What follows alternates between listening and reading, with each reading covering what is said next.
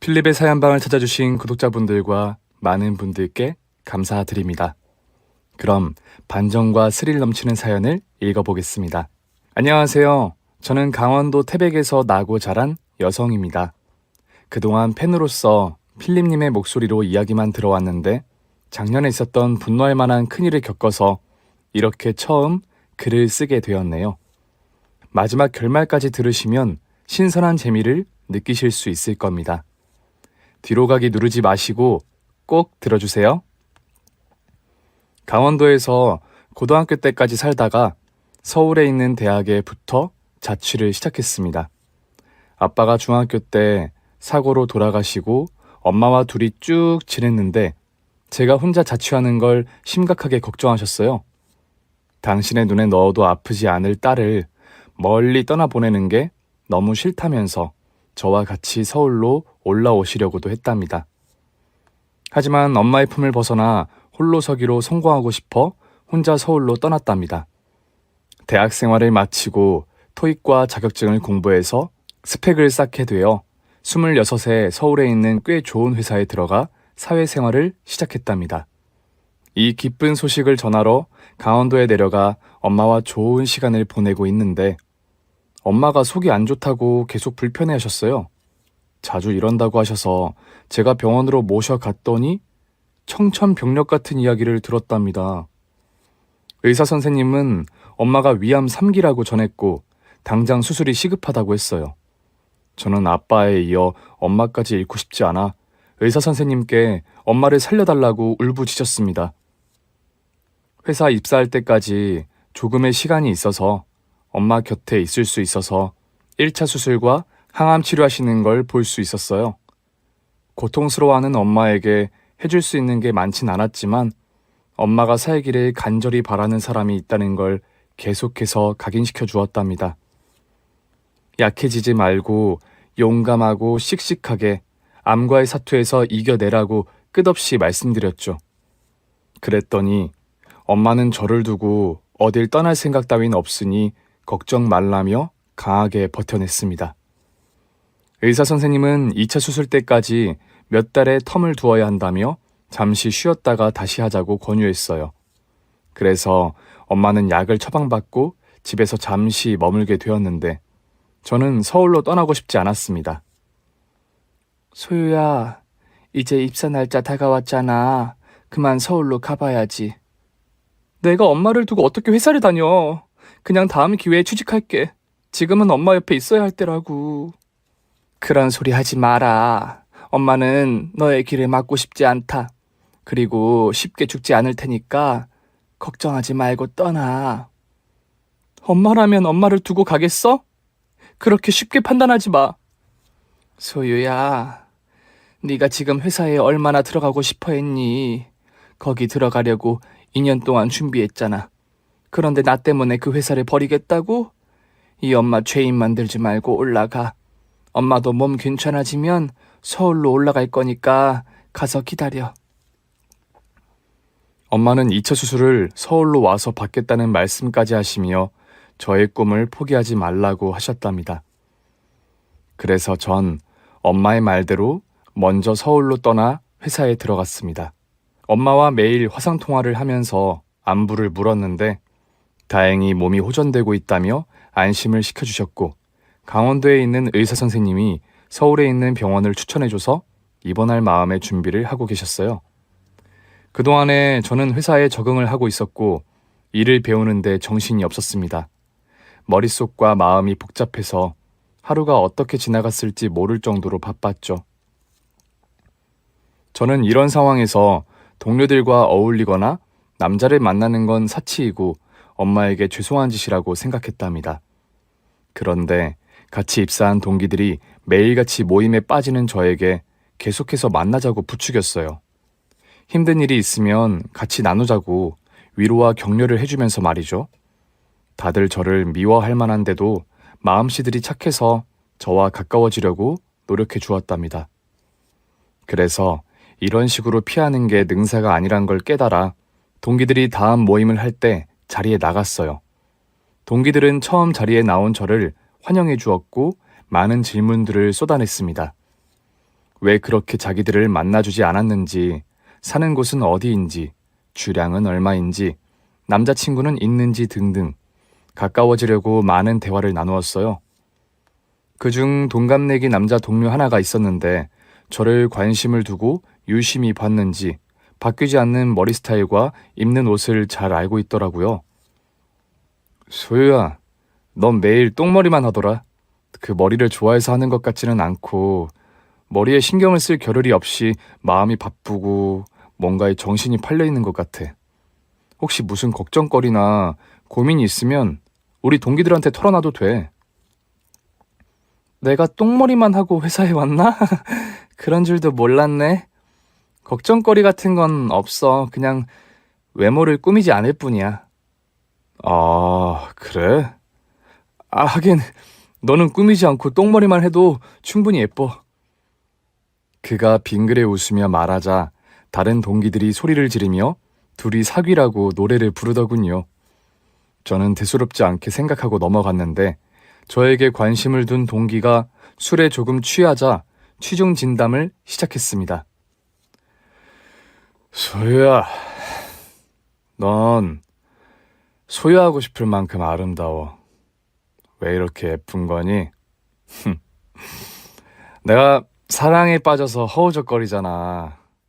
맨날 네 생각에 잠도 못 자고 심장이 펄렁거린다고. 아, 소유한테 소유당하고 싶다! 헤일이 너 취했다. 동기끼리 징그럽게 이러지 말자. 나 안 취했거든.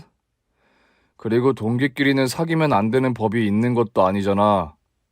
난 진심이야. 소유 널 소유하고 싶어요. 동기들은 모두 박수를 보내며 저와 헤이리에게 사귀라고 소리쳤습니다. 하지만 저는 헤이리를 동기 이상으로 생각해 보지도 않았고 남자를 사귀고 싶지도 않았어요. 저의 관심사는 오롯이 엄마의 쾌유와 건강뿐이었으니까요. 그래서 헤이리가 한 말을 한 귀로 흘려버리고 일상을 이어가는데 맨정신인 그가 다시 고백을 하더군요. 저를 심각하게 사랑하고 있고 상사병에 걸려 힘든 상황이니 자기의 마음을 받아주고 연애를 해보자고 했답니다. 이에 연애할 생각도 없고 헤이리가 제 스타일도 아니라고 못을 박아두며 거절을 했는데 계속해서 돌진하더라고요. 10번을 거절해도 11번 고백하며 포기하지 않더라고요. 저의 냉정한 모습을 본 동기들은 너무 그러지 말고 식사라도 한번 해주고 영화라도 한 편 같이 보면서 시간을 보내라고 조언을 했답니다. 만나보지도 않고 무조건 싫다고 하지 말라면서 말이죠. 그래서 조언을 새겨듣기로 했고 또 엄마 생각만 하고 있어 자유롭게 밥도 먹어본 게 언제인지 싶어서 헤이리에게 밥이나 같이 먹어보자고 했답니다. 그랬더니 그는 군대 전역할 때보다 더 기쁘다고 방방 뛰며 맛집으로 저를 데려갔어요. 특별한 대화 없이 식사를 하는데 헤이리는 저의 푸석푸석하고 꾸미지 않은 얼굴을 뚫어져라 보더군요. 무슨 이유인지 모르겠지만 저에게 콩깍지가 제대로 씌워진 것 같았습니다. 제가 뭘 해도 예쁘다는 말을 남발했고 자기를 받아달라고 진지하게 말하기도 했고 애교를 부리기도 했답니다. 생각을 골똘히 해보니 제 주제에 왜 남의 집 귀한 자식을 이렇게 힘들게 하는 제 자신이 미웠고 엄마 때문에 남자를 사귀지 못한다는 건 핑계에 불과한 것 같았죠. 전쟁통에도 연애하고 결혼하고 할 거 다 하는데 제 상황은 그보다 나은데 계속 청승맞게 지낼 필요가 있을까 싶었네요. 헤이리가 제 스타일이 아니긴 했지만 귀여운 구석이 많았고 저를 사랑해주는 좋은 사람이니 연애를 해보기로 결론을 내렸어요. 데이트가 끝나고 헤이리가 똑같이 마음을 고백하자 사귀어보겠다고 대답했답니다. 그래서 저와 헤이리는 연애를 시작하게 되었는데 우울하게 지내는 저의 일상이 조금씩 변하기 시작했어요. 저를 웃게 해주는 그의 노력 덕분이었죠. 회사에서도 몰래 데이트를 했고 퇴근해서도 재밌는 시간을 함께 보내며 사랑을 키워나갔어요. 한편 엄마는 집에서 휴식을 하시다가 2차 수술을 위해 서울로 오시기로 했습니다. 제가 엄마를 모시러 혼자 가려는데 헤이리가 자기 차로 모셔오는 게 좋겠다며 동행해 주었답니다. 주말에 쉬지도 못하고 강원도까지 가도 괜찮겠어? 당연히 괜찮지. 다른 사람도 아닌 소유 어머님을 모시러 가는 거잖아. 내 미래의 장모님께 잘 보이려고 가는 거니까 이런 건 100번도 넘게 할 수 있다고. 미래 장모님? 누가 너랑 결혼한다고 했니? 하여튼 앞서가는 건 못 말린다니까. 너는 아니라고 하겠지만 속으로는 나랑 결혼하고 싶은 마음이 굴뚝 같을걸? 나처럼 너한테 잘하는 놈이 이 세상에 또 있을 것 같아? 나 놓치지 말고 잘하란 말이야. 으이구, 하여튼 근거 없는 자신감이 어디서 나오는지 모르겠네. 어쨌든 엄마 모시러 가는 거 고마워. 나중에 한턱 쏠게. 한턱은 됐고 어머님 간병이나 신경 써. 나도 옆에서 도와드릴 테니까 써먹을 일 있으면 언제든 부르라고. 아, 그런데 자기 회사에 들리는 소문 알아? 소유 네가 엄청난 부잣집 딸이라고 하던데. 아니, 누가 그런 소문을 냈지? 난 그냥 평범해. 아, 그렇지? 역시 소문은 믿을 게 못 된다니까. 그런데 좋다 말았네. 내 색시가 부자라고 해서 팔자 필 생각을 했는데 말이야. 헤이리는 말을 농담스럽게 했지만 마음은 저보다 따뜻하고 선한 사람이었습니다. 이런 남자가 제 연인이라는 게 자랑스러웠고 감사했죠. 엄마도 아픈 당신을 모시러 온 남자친구를 보자 크게 기뻐하시며 제가 좋은 남자를 만나고 있어서 걱정을 덜게 됐다고 하셨네요. 저희는 서울로 올라오는 차 안에서 많은 대화를 나누었는데 주로 남자친구가 말을 많이 했습니다. 아픈 엄마를 웃기려고 얼마나 애를 쓰던지 그 모습에 제 마음 모두를 바치고 싶을 정도로 행복했답니다. 서울에 도착하자마자 엄마를 병원에 입원시켜드리고 수술과 치료 준비를 했어요. 엄마, 이번에도 잘 버텨줘. 그럼 엄마는 너 두고 어디 안 가니까 걱정하지 마라. 이제 너 연애하고 있는 걸 봤으니 다음에 결혼하는 것까지 다 봐야 하지 않겠어? 더불어 손주도 보고 말이야. 엄마도 참, 오래 사시는 건 좋은데 남친을 보자마자 결혼 이야기하는 건 좀 그렇지 않아? 사귄 지 2달밖에 되지 않았다고. 기간이 뭐가 중요하니? 사람이 좋으면 그만이지. 내가 보기에 헤이리는 진짜 진국이다. 저런 남자는 만나기 쉽지 않아. 너한테 푹 빠져있던데. 빨리 남편으로 만들면 좋겠다고. 엄마, 나 아직 26이거든? 창창한 나이에 시집가라는 말은 그만해. 제일 예쁠 때 결혼하는 것도 나쁘지 않아. 엄마가 하는 말 빈말로 듣지 말고 잘 생각해봐. 네가 빨리 결혼하면 엄마 마음이 놓이지 않겠니? 너에게 다른 가족이 생기면 걱정할 게 하나도 없다고. 엄마가 나 시집 보내려고 별소리를 다 하시네.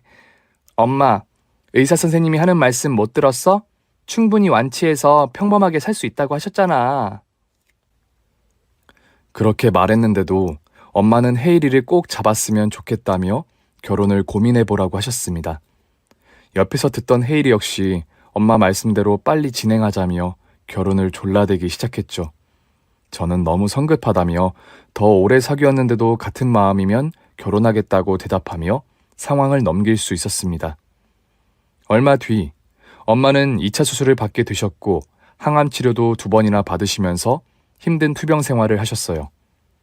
회사를 마치고 병원에 찾아가면 엄마는 웃을 노력을 할 기운도 없으셨는지 지치고 피곤하고 고통스러운 표정을 숨기지 못하셨습니다. 제가 크게 도움이 될 순 없었지만 엄마의 손을 밤새 잡아드렸어요. 엄마는 그것만으로도 큰 힘이 된다며 자주 제 손을 잡고 잠에 드셨답니다. 몇 주의 시간이 흐르자 의사 선생님은 엄마가 암과의 사투에서 이기셨다는 소식을 전해주셨어요. 엄마, 이제 됐어. 완치래. 이거 정말이지? 선생님이 농담하는 거 아니시겠지? 축하해, 엄마. 그동안 정말 고생 많았어. 잘 버텨줘서 고마워. 그렇게 엄마는 암에서 벗어나시며 새로 태어나시게 되었습니다. 저희 모녀는 매일이 천국 같아서 파티를 실컷 했어요. 새 삶을 찾았으니 그럴만도 했죠.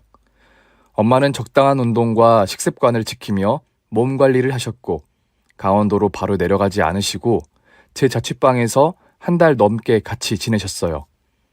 저는 엄마와 지내는 게 좋아서 아예 아파트를 마련해서 같이 살자고 했어요. 그랬더니 엄마는 제가 결혼하기 전까지 같이 사는 것도 좋을 것 같다며 서울에 남기로 하셨답니다. 해가 2번 바뀌는 동안 엄마는 무사했고 헤일이 역시 제 곁에서 변함없이 사랑을 해주었어요. 자주 엄마를 찾아와서 제가 못해드리는 애교와 유머를 전해드려서 많이 웃게끔 만들어줬어요. 한결같이 저를 좋아해주고 엄마한테도 잘하는 모습에 헤일이와 결혼하고 싶은 마음은 어느새 굴뚝 같아졌습니다. 그래서 헤일이가 프로포즈를 했을 때 조금의 망설임도 없이 그의 아내가 되겠다고 대답했어요.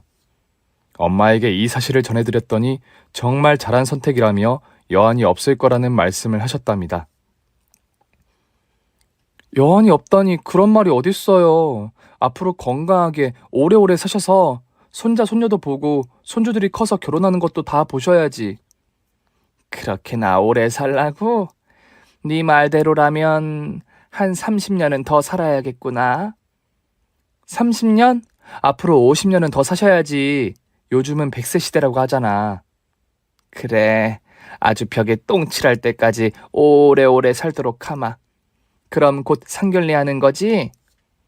일단 헤일이 어머님한테 인사드리고 날짜를 잡아야지. 헤일이 어머님을 한 번도 뵌 적이 없어서 걱정이야. 날 마음에 들어 하시지 않으면 어쩌지? 별 걱정을 다 한다. 헤일이를 낳으신 분이라면 분명 널 예뻐하실 거야. 그러니까 잘 찾아뵙고 와. 엄마의 말씀대로 예쁨 받고 환대받을 줄 알고 헤일이를 따라 예비 시어머니와 시누이를 만나러 찾아갔습니다. 기대를 한껏 했는데 두 사람은 저와 엄마의 예상과는 한참 다른 모습으로 저를 대했답니다. 두 모녀는 외모도 헤일이와 닮지 않았는데 말하는 것도 많이 달랐어요. 말이 거칠어서 대행 알바를 데려온 건 아닐까 하는 의심까지 들었답니다. 헤일이 넌 애인 집에 뻔질나게 드나들었으면서 얘를 우리 집에 처음 데리고 온 거냐? 얼마나 대단한 애인지 기대를 했는데 뭐 별거 없네. 별거 없다니 엄마. 딱 봐도 소유는 엄청 예쁘지 않아? 오빠도 참 눈이 왜 이렇게 낮은지. 이런 흔녀는 길거리에 널리고 널렸잖아. 게다가 옷 입은 걸 보니 그저 그런 집안의 딸내미네. 아, 내가 너무 솔직했나? 아니, 미안해요. 제가 워낙 솔직한 성격이라서. 괜찮아요. 그리고 제가 평범한 사람인 건 누구보다 잘 알아요. 헤일이가 저를 특별하게 봐주는 것도 잘 알고 있고요. 저를 두고 점수를 매기는 듯한 발언을 쏟아내던 시모녀는 이번엔 저희 집안에 대해 물으셨습니다. 어머님이 위암이셨다가 완치했다고? 그래도 다행이시네. 가족은 엄마뿐이세요? 재산은 얼마나 되세요? 얘는 그런 걸 왜 네가 물어? 내 딸이 궁금한 건 못 참아서 하는 말이니까 기분 나쁘게 듣지 말게. 네, 괜찮습니다, 어머님. 가족은 엄마와 저 둘뿐이고요. 재산은 그냥 평범한 수준이에요. 외모도 평범? 재산도 평범? 다 평범이시네? 오빠, 대기업에 들어가서 이렇게 평범한 여자를 데리고 와도 되는 거야? 오빠 회사 정도면 괜찮은 선자리가 줄을 설 거라고. 내가 알아봐 줄까? 아직 늦지 않았어. 시누이가 기분 나쁜 말을 내뱉긴 했지만 헤일이가 중간에서 다 막아주었습니다. 이 자식이 새언니 될 사람 앞에서 못하는 소리가 없어? 야, 소유도 나랑 같은 회사 다니거든? 그리고 이 얼굴이 평범하니? 내가 보기엔 여신급이란 말이야. 그리고 어머님이 얼마나 좋은 분인지 네가 알아? 난 복덩이를 잡은 거라고. 너나 엄마나 더 이상 소유 괴롭히지 마. 난 이 결혼 허락하지 않았다. 소유가 내 며느리가 될지는 더 지내봐야 알 것 같단 말이야. 엄마, 하나밖에 없는 아들이 진심으로 사랑하는 여자를 만났는데 이런 식으로 나오기야? 그러지 말고 우리 예쁘게 좀 봐줘. 혜선이 말대로 예뻐야 예쁘게 봐주지. 넌 얘가 어디가 좋다고 그렇게 침을 질질 흘리냐? 내 아들이 이렇게 눈이 낮은 놈인 줄은 오늘에서야 알았다. 시어머니와 시누이가 저를 마음에 들어 하시지 않아 제 입이 쉽게 떨어지지 않았는데 순간 헤이리가 저희 엄마한테 했던 애교가 생각나서 똑같이 따라해보기로 했답니다. 어머님, 저 좀 예쁘게 봐주세요. 저 숨겨둔 매력이 많으니까 귀엽게 봐주세요. 얘가 징그럽게 왜 이러는 거냐? 어휴, 헤이리 넌 이런 모습도 예쁘게 보이는 거야? 그런 거야? 내 마누라 진짜 귀엽지 않아? 애교 없는 애인데 엄마한테 잘 보이려고 이러는 거야. 어휴, 난 얘가 어디가 마음에 들었는지 하나도 모르겠다. 나도 소문난 잔칫집에 먹을 거 하나 없다는 말을 이때 쓰는 게 아닐까 싶어, 오빠. 실망이야. 시모녀가 저를 깎아내리는 말들에 실망하고 화가 난 채로 자리에서 떠났습니다.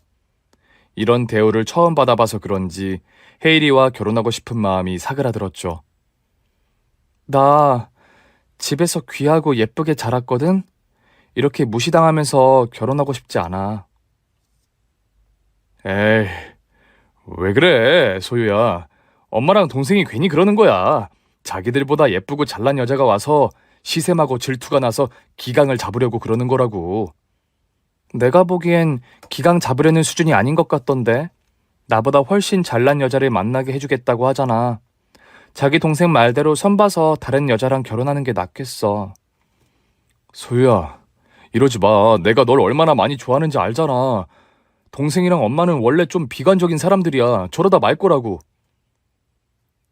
하지만 이미 꺾여버린 제 마음을 억지로 돌리고 싶지 않았어요. 그래서 잠시 떨어져서 생각할 시간을 가져보자고 전했습니다. 이후 회사에서 헤이리를 보면 아는 체도 하지 않고 연락도 받지 않았어요. 어떤 결과를 초래할지는 확실히 몰랐지만 이렇게 거리를 두고 결혼에 대해 다시 생각하는 게 좋을 것 같았죠. 열흘이 넘게 헤이리를 피해 다녔더니 그의 마음에 큰 상처가 되었는지 회사 앞에서 제가 퇴근하기를 기다렸다가 손을 잡고 카페 안으로 들어갔습니다. 소유야, 제발 그만 좀 피해. 나 미쳐서 죽는 걸 보고 싶어? 나 너 없으면 못 살아. 우리 엄마랑 동생이 한 말은 대신 사과할게. 그리고 엄마도 결혼 허락한다고 하셨어. 내가 너랑 결혼을 못하면 머리 깎고 중이 되겠다고 선언했다고. 이제 엄마가 너한테 곤란한 말이든 무시하는 말이든 절대 하지 않을 거야. 나랑 약속했어. 그러니까 나랑 헤어질 생각은 그만 거둬줘라. 그의 말을 듣는데 다행이라는 생각이 들었어요.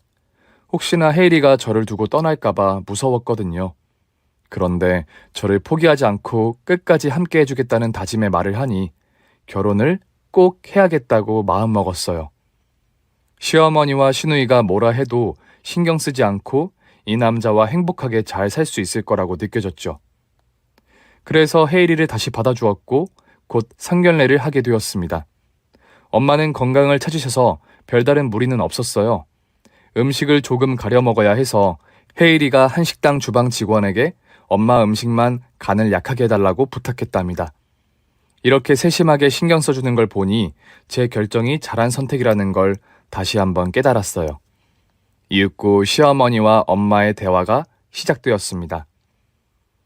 애들 신혼집은 서울의 번듯한 아파트로 마련하고요. 사돈은 혼수에 신경 좀 써주세요.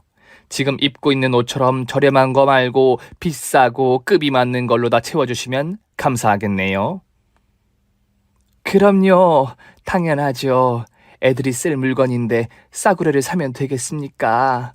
걱정 마세요, 사돈. 그래도 형편이 되시긴 하나 봐요. 그러면 예단도 정식대로 할까요? 네, 그렇게 하시죠. 제가 성의껏 잘 준비해서 드리도록 하겠습니다.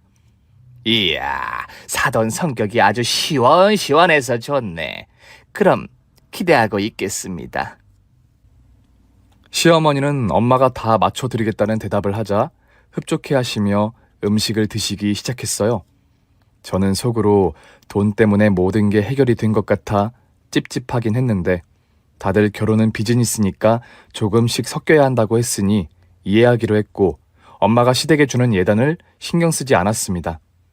그래서 아무 문제 없이 결혼을 준비할 줄 알았는데 엄마의 몸이 다시 안 좋아져서 연기해야 했답니다.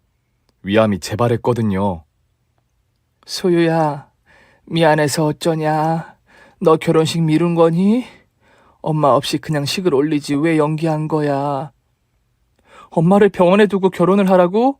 무슨 그런 말도 안 되는 말씀을 하실까? 그리고 지금 결혼식이 문제야? 엄마 몸이나 걱정하셔. 암이 재발할 거라고는 상상도 못했는데 어쨌든 미안하다 소유야. 너한테 걱정만 끼치는 것 같아서 면목이 없어. 그런 말 하지 마. 결혼은 언제든지 할 수 있지만 엄마는 아니잖아. 우리 이번에도 같이 이겨내보자. 알았지?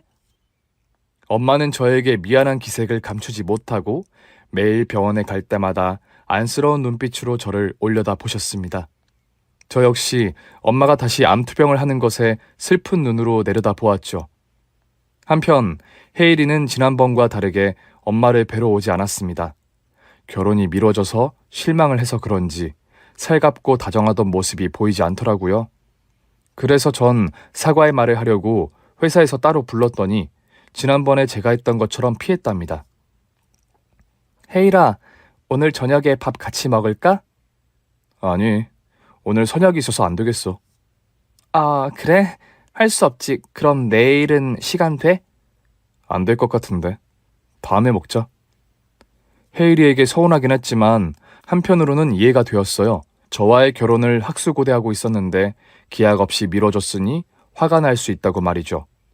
그런데 시간이 지나도 저희 엄마를 보러 오지 않는 게 조금 이상했어요. 다른 것도 아니고 다시 암이 재발한 건데 이렇게 무시해도 되나 싶었죠. 헤이라, 아직도 나한테 화가 난 거야? 왜 엄마 보러 안 와? 엄마가 말씀은 하지 않으시지만 널 많이 보고 싶어 하는 것 같은데. 아, 내가 좀 바쁜 일이 있어서 그랬어. 나중에 찾아뵐게. 어? 알겠어. 그런데 우리 아무 문제 없는 거야? 무슨 문제? 왜 이렇게 차갑게 대하고 저를 피하느냐고 물으려고 했지만 엄마 간병에만 신경 쓰고 싶어서 질문을 삼켰습니다. 시간이 해결해 주리라 믿으면서 말이죠.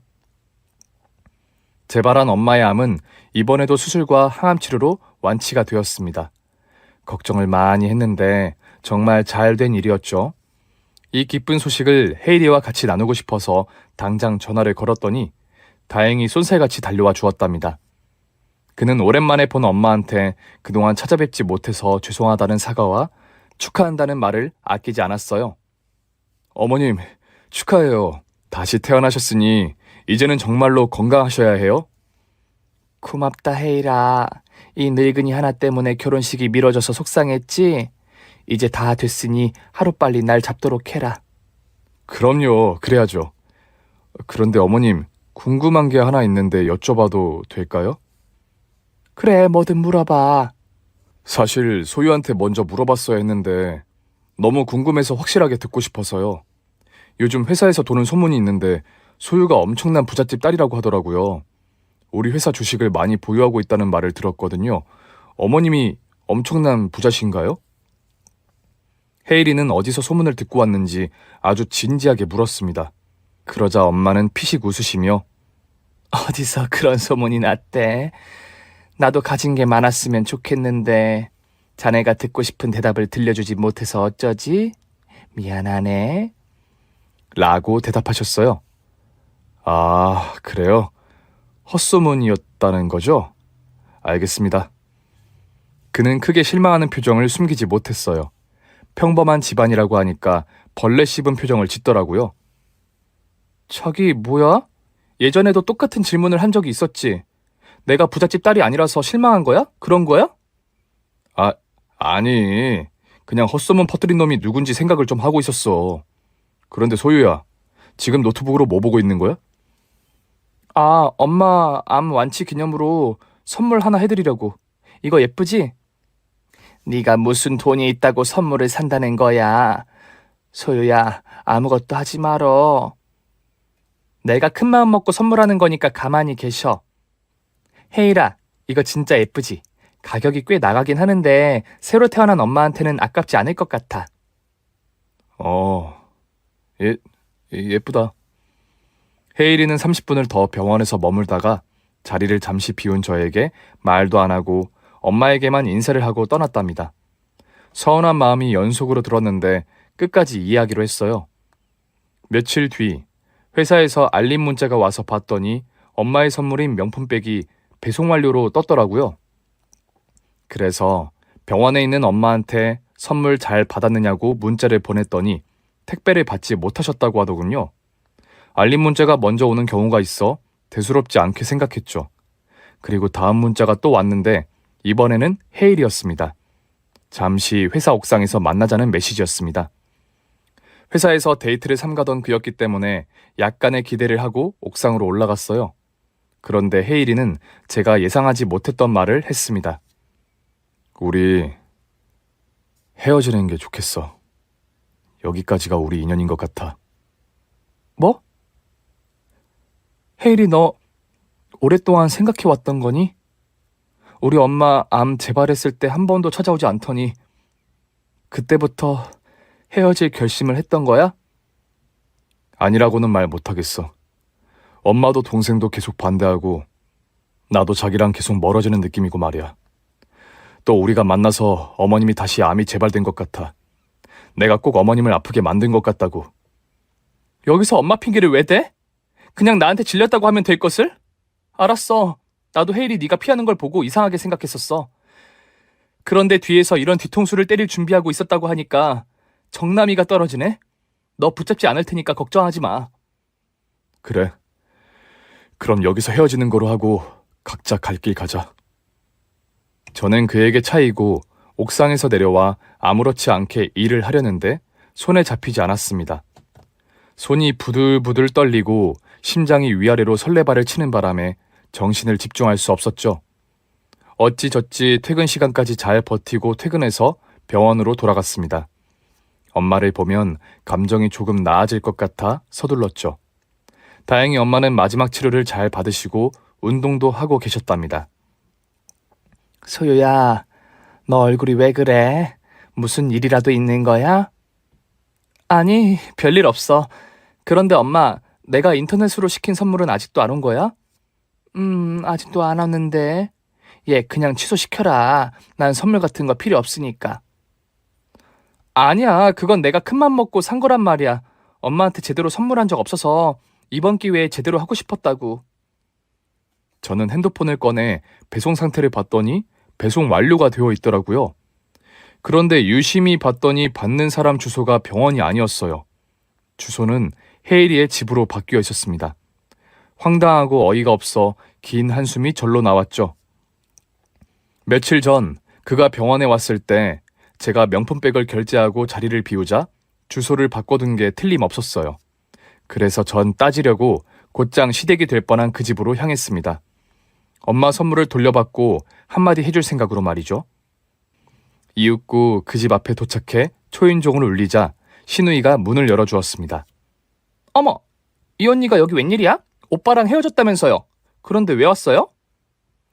헤이리한테 돌려받을 게 있어서요. 안에 있죠? 들어가게 비켜봐요. 들어오긴 어딜 들어와요? 저는 예의 있게 굴 이유가 없어서 바로 집 안으로 들어갔습니다. 그런데 제 눈앞에는 어이없는 광경이 펼쳐져 있었어요. 제가 엄마에게 드린 선물을 처음 보는 여자가 메고 실실 쪼개고 있었거든요. 저 여자 뭐야? 저 여자가 뭔데 우리 엄마 명품백을 메고 있는 거냐고, 박해일! 너 나랑 만나는 동안 바람 피우고 있던 거냐? 바람은 무슨? 너랑 나랑 전부터 뜨뜻미지근하게 지냈잖아. 네 엄마 수술 결과 나올 때까지 헤어지는 걸 미룬 것뿐이라고. 어쨌든 나랑 이 여자 다가오는 봄에 결혼할 거야. 그래, 좋아. 그렇다고 쳐. 그런데 왜 내가 엄마한테 선물한 가방이 저 여자 어깨에 들려 있는 거지? 야, 치사하게 이것 때문에 온 거야? 그동안 내가 너한테 썼던 돈에 비하면 이 정도는 아무것도 아니잖아. 안 그래? 네 엄마 서울 병원에 입원했을 때 수발 열심히 든 수고비로 생각하고 끝내지. 이걸 받으러 여기까지 온 거야? 네가 한 행동이 황당하고 어이가 없으니까 따지러 온 거지. 감히 우리 엄마 선물을 네 새 마누라 될 년한테 주는 게 말이 되냐? 제가 화를 냈더니 시어머니가 비웃으며 말하더군요. 너 진짜 웃기는 애구나. 꼴랑 가방 하나 때문에 여길 와? 야, 우리가 너한테 속은 거 치고는 이 정도 보상은 약과 아니야? 네 엄마가 부자라는 소문을 믿고 결혼을 허락한 건데 그게 아닌 걸 알게 됐으니 결혼을 파토내는 건 순리가 아니냐고. 내 아들은 네 엄마가 회사에 주식도 많이 보유하고 있고 강원도에 땅도 많다고 해서 널 꼬신 건데 말이야. 내가 눈깔이 삐었지. 소문만 듣고 덤벼들었으니 누굴 욕하겠어. 여하튼 가진 거 하나 없는 반푼이인 거 알았으니 바로 정리에 들어간 거야. 여기 있는 내 색시는 강남에 아파트만 3채를 가지고 있는 집딸이라고. 이제 네 주제가 어떤지 알겠지? 명품백을 가지러 왔다고? 그런데 어쩌냐? 내 색시가 마음에 들어해서 주기 싫다는데? 이 개자식! 그럼 처음부터 날 꼬신 이유가 회사에 도는 소문 때문이었다고? 그래. 이제 네가 왜 차인 건지 알았으면 그만 가봐, 이 떨거지야. 제가 이 집에 오기 전에 엄마가 왜 서류 봉투를 전해줬는지 이해가 되었습니다.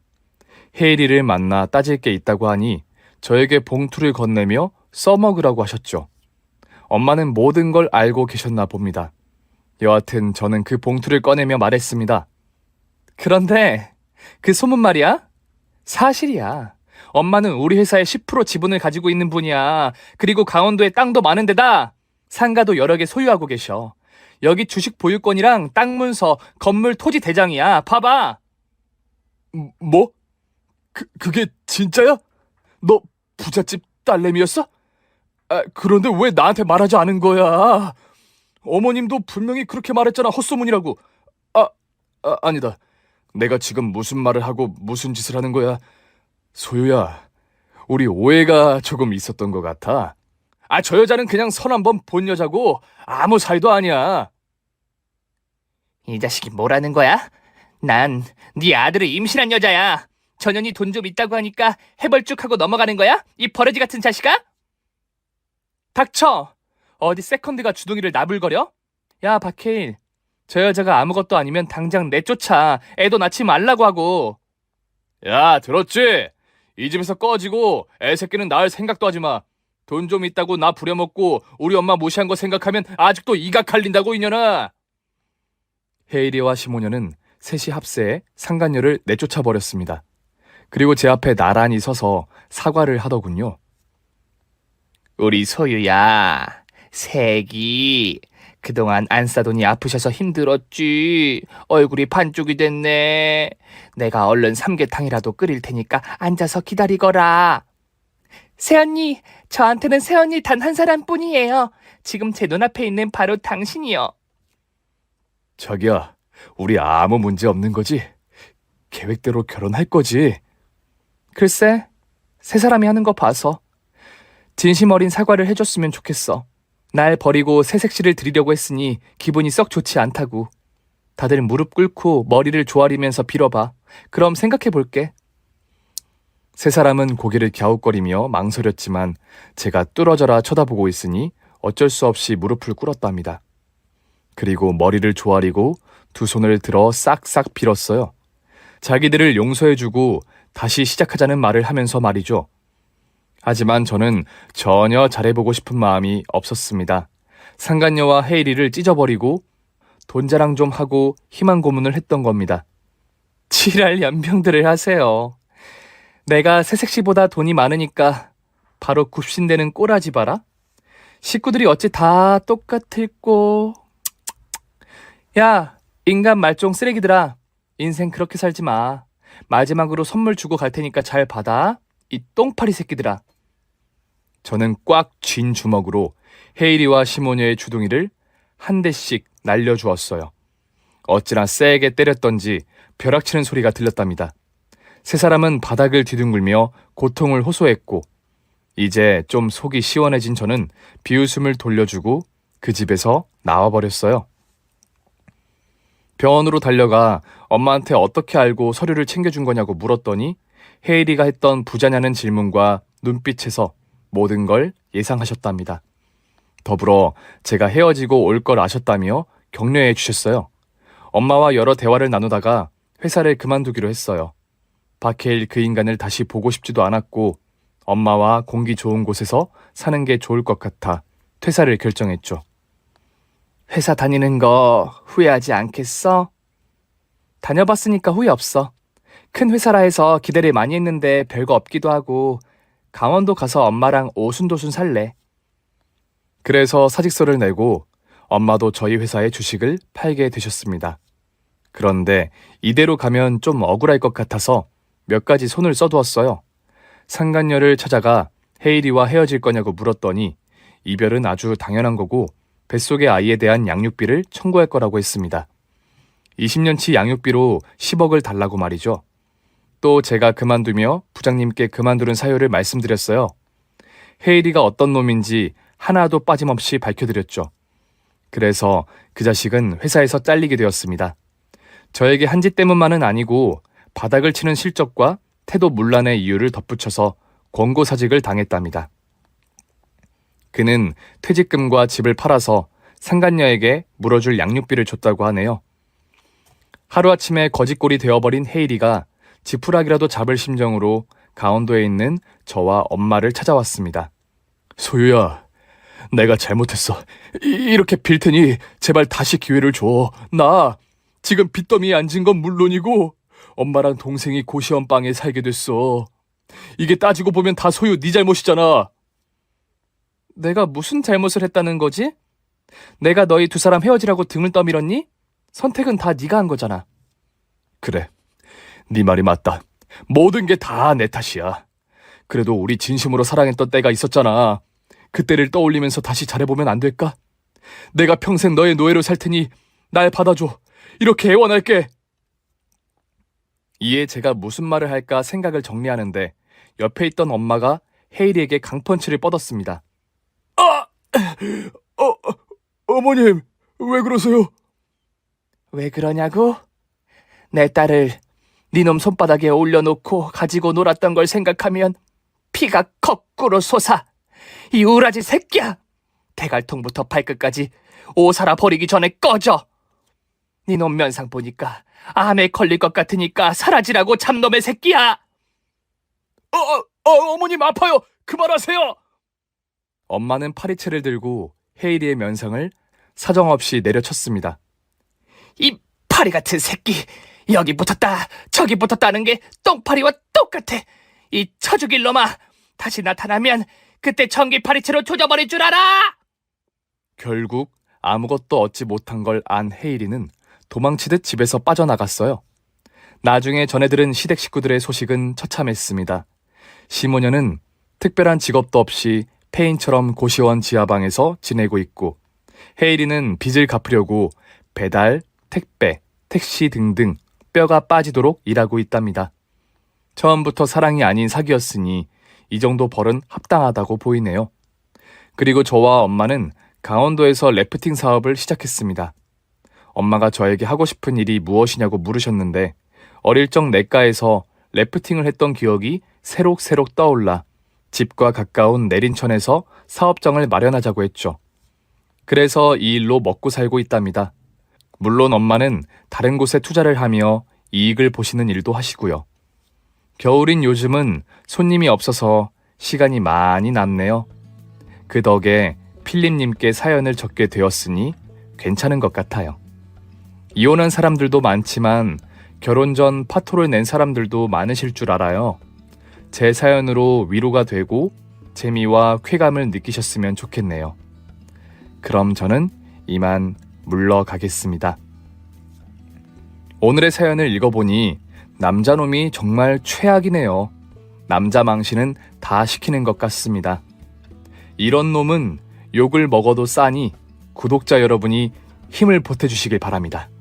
저는 더 재밌는 다음 사연을 들고 찾아오도록 하겠습니다. 안녕히 계세요.